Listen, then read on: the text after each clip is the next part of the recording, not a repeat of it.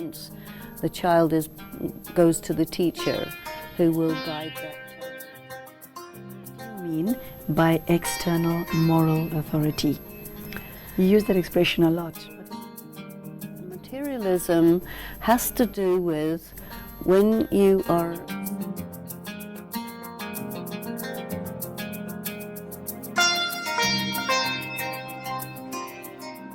Hello, it's great to have all of you back for the course in Values and Spirituality. In this episode, we will be looking at the interaction between teachers and students. For those of you who are following with the book, we are on book number 2, page 20. I would like to welcome Sister Denise to the studio once again. It's fabulous to have you back. Thank you. You go on to say, weekly sessions at the study centers are integral to this program so that you can develop a consistent and ongoing relationship with the facilitators and coordinators who are also personally committed to cultivating and developing spirituality. You are encouraged to discuss the concepts with them in depth and gain from their life experience. You spoke in the previous episode of this not being a top-down system. What is it about interaction on this level that facilitates maximum learning? This is a symbiosis, isn't it? It is, and when you have a facilitator, the function of a facilitator is not to be didactic. The sort of situation is people are sitting in a circle, and the facilitator is there to keep people on the topic, to keep them to time, and to make sure that they're not breaking the rules of communication. And this is where we have the circumstance of dialogue. And so the facilitator is not telling the people what to think or what not to think. They're just holding the space. And when people are in that situation, it really encourages them to bring forth what is already within them. In the process of facilitation, when people have all spoken, the facilitator will give a resume or a précis of what has been spoken, ensuring that everyone knows they've been heard, and preparing the group for going to the next level of discussion. So it's a very different kind of pedagogy from the normal way, the usual traditional way. We now go to page 21, where you bring in the practical application of the values as opposed to just the theory. It reads, values that are lived and demonstrated inspire positive change. However, if you have not inculcated those values into your life and pay only lip service to them, they turn into negative attitudes that go against higher consciousness. What do you mean? That is,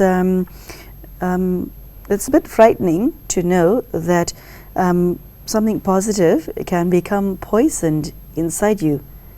What do you mean? You see, a lot of times a person will be sitting there in a position of power as the teacher. The classroom setup puts the teacher in the position of power. The rules are you have to respect the teacher.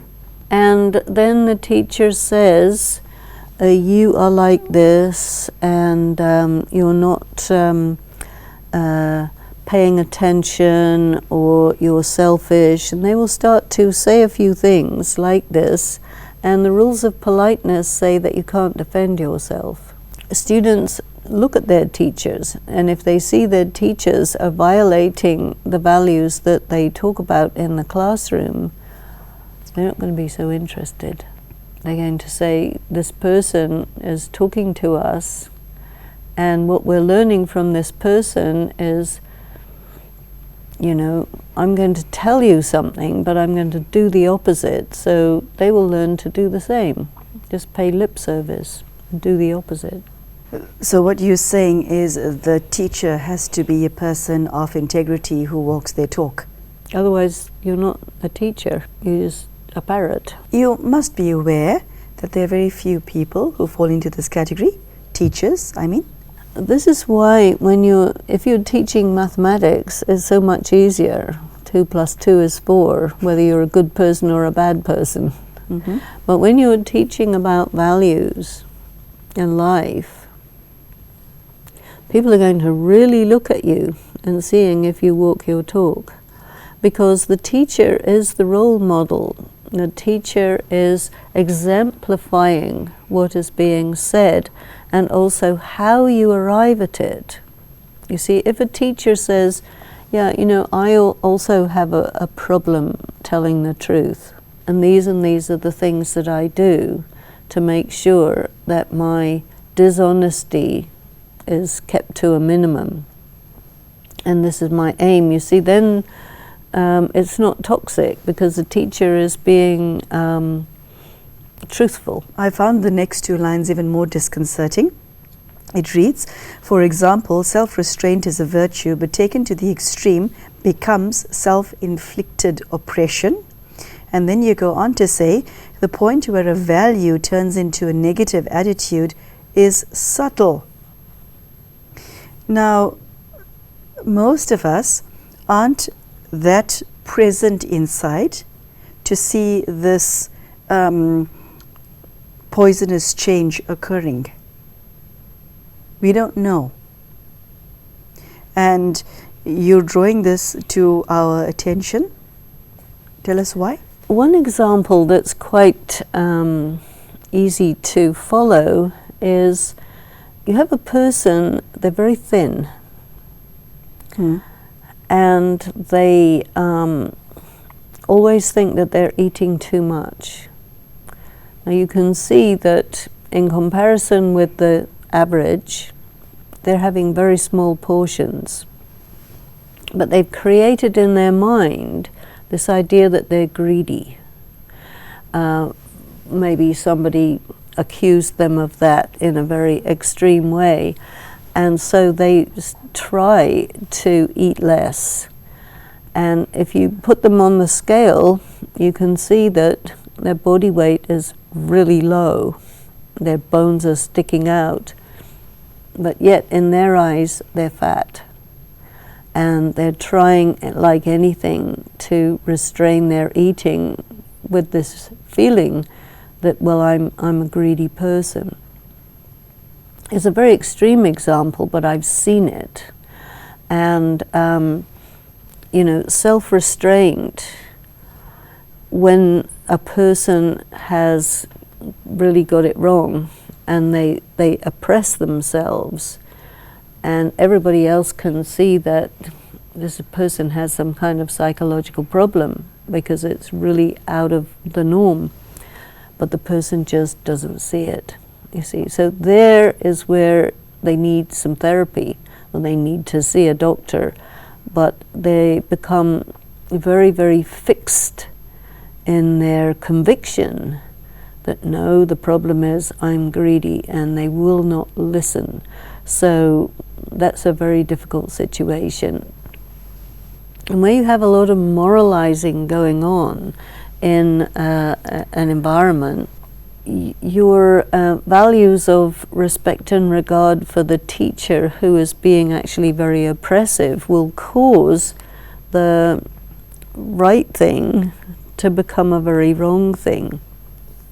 And people will start to feel bad about themselves and guilty where they don't need to. Feeling guilty when you haven't done something wrong is extremely widespread. Tell us what you mean by moralizing in this context. You're referring to the conduct of the teacher. Mm-hmm. What you use this as an example. What do you mean? You're selfish. You're smiling. That means you're being insolent. You're supposed to be serious. You don't ask questions. Don't challenge me. You know, this means you're bad people, etc., etc., etc. And so it goes on and on and on. And oh, you know, I know you're lustful. You know, you can't hide it from me. And it goes on, and there's such a lot of that happens. and especially around pretty young people or people who really want to be approved of. It's a setup for a very toxic situation. And there are many circumstances where values are being taught in that manner, and it is toxic. So we need to raise the question because it's so widespread. And if a person finds themselves in that situation, they need to know the signs to realize, look, I'm in a toxic situation, I think I better leave. I want to go on then to the next paragraph. One danger of theorizing and moralizing is that those for whom it might be useful do not often listen, and those who do not have the character defects for which the moralizing is intended, in their eagerness to progress, can interpret the moralizing words as admonition and become depressed. That is quite a terrible conundrum. And it really is a continuation of what we were just talking about, that you can be among a bunch of people who are committed to behaving badly, and you get that in schools situations, and that happens because they really don't respect the adults. They've seen too much hypocrisy, too many double standards, and they're enjoying being as naughty as possible because it's much more fun. So the teacher goes like this, and the students are really, when we got our break, it's lost because you haven't engaged that person, you haven't enabled that person to get a feel for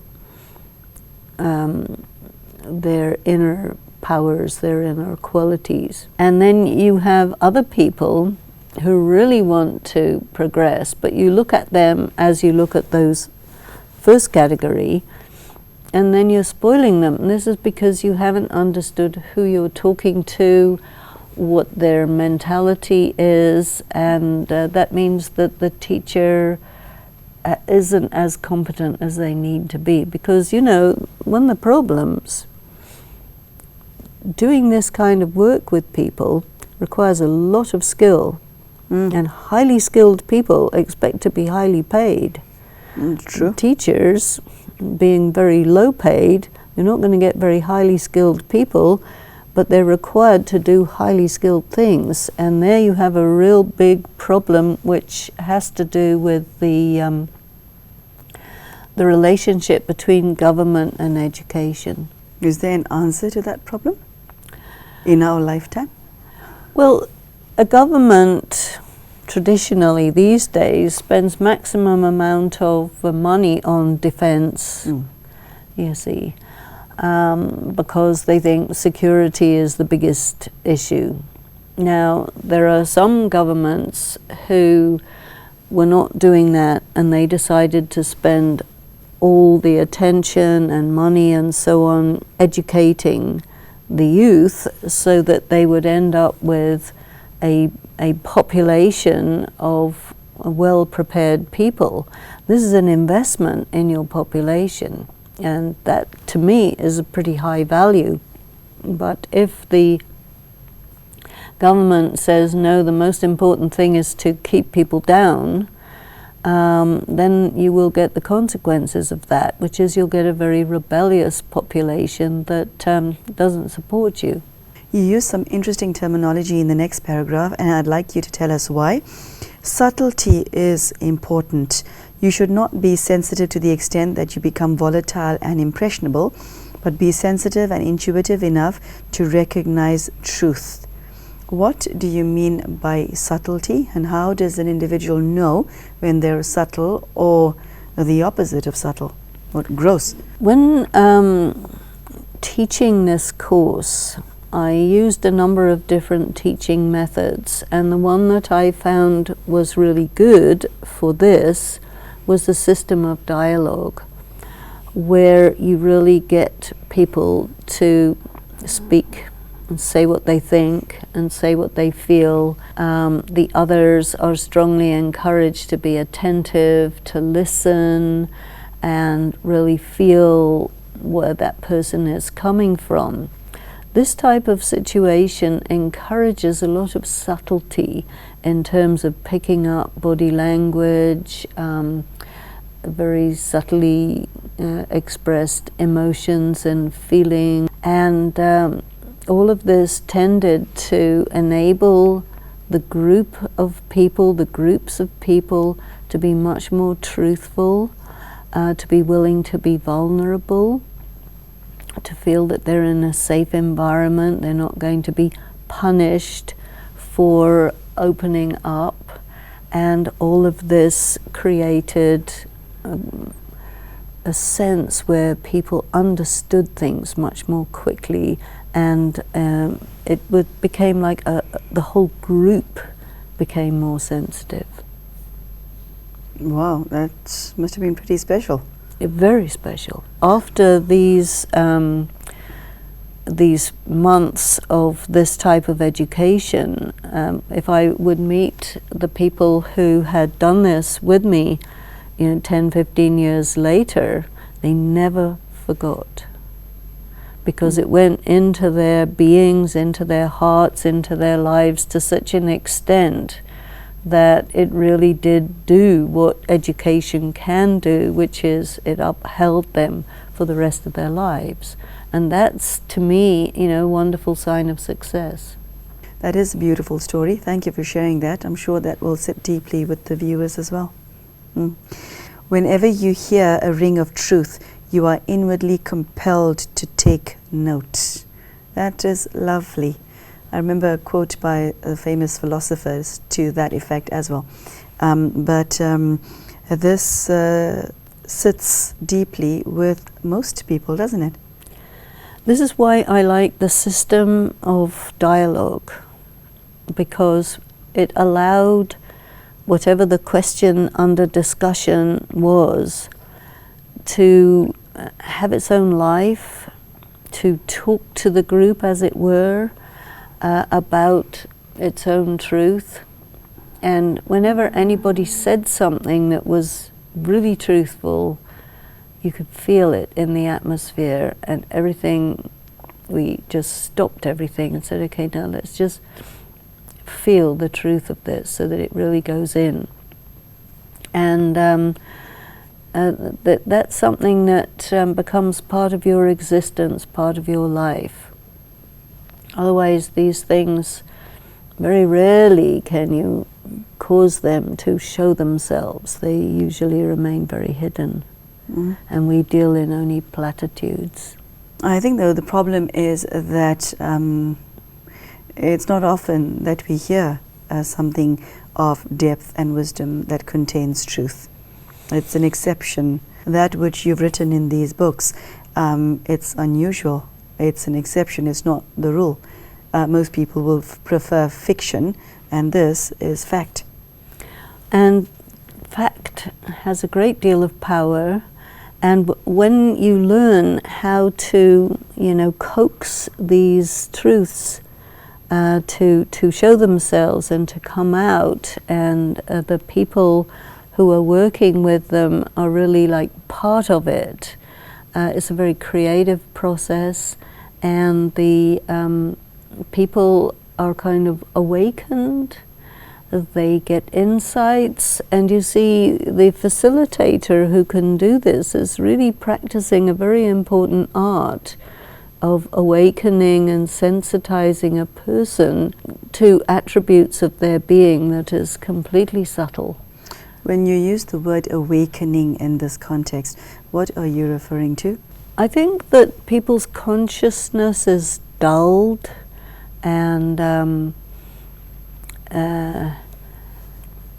kind of crass, and so all the subtleties are, they remain asleep, as it were, non-active, deactivated. And what I'm trying to do all the time is to get people to work with their conscience, to listen to the voice of conscience, to listen to each other, so that it really moves you away from this ego position to something that corresponds much more to the reality of yourself as a spiritual being. I'm looking at the top of page 21 again, where you referred to the point where a value turns into a negative attitude, is subtle.